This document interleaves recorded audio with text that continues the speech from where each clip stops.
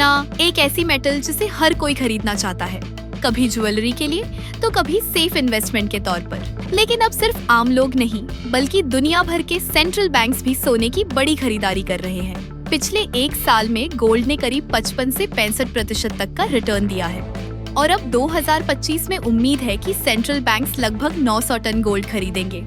यानी ये लगातार चौथा साल होगा जब इतनी मैसिव खरीद हो रही है। अब सवाल है, आखिर सब गोल्ड क्यों खरीद रहे हैं? क्या डॉलर की पावर घट रही है? गोल्ड पर बढ़ता भरोसा। ग्लोबल इकोनॉमी इस वक्त स्लो चल रही है, ग्रोथ 2% से भी कम है और इन्फ्लेशन हाई है। ऐसे माहौल में हर देश किसी सेफ एसेट की तलाश में है। डॉलर या बॉन्ड की तरह गोल्ड में डिफॉल्ट या पॉलिसी रिस्क नहीं होता।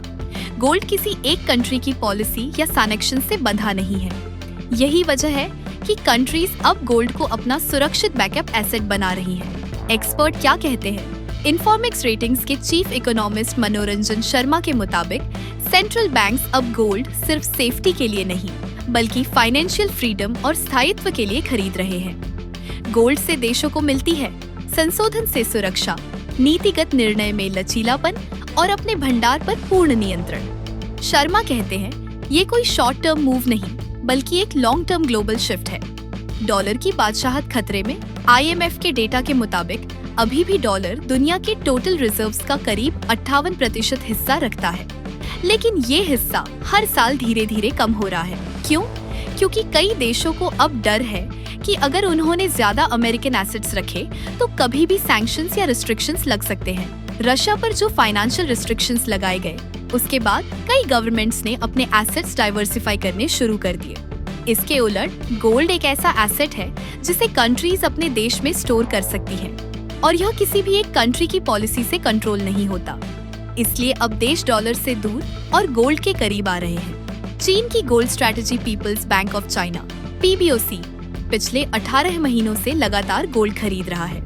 एनालिस्ट का मानना है कि चाइना का ये कदम US डॉलर पर डिपेंडेंसी कम करने और BRICS कंट्रीज में नॉन डॉलर ट्रेड बढ़ाने की बड़ी स्ट्रैटेजी का हिस्सा है। सीधे शब्दों में चीन गोल्ड को एक फाइनेंशियल वीपन की तरह यूज कर रहा है ताकि डॉलर की ताकत को धीरे धीरे कम किया जा सके। आगे क्या? एक्सपर्ट्स कहते हैं कि सेंट्रल बैंकों की लगातार खरीद गोल्ड को एक ट्रस्टेड लॉन्ग टर्म एसेट बना रही है। इससे gold ETF, sovereign gold bond और माइनिंग स्टॉक में भी इंटरेस्ट बढ़ा है। अब गोल्ड सिर्फ एक मेटल नहीं बल्कि एक नया ग्लोबल फाइनेंशियल पावर सिंबल बनता जा रहा है। अगर आपको ये जानकारी पसंद आई हो तो वीडियो को लाइक करें और ऐसी अपडेट्स के लिए सोनारेट टुडे को सब्सक्राइब करना ना भूलें।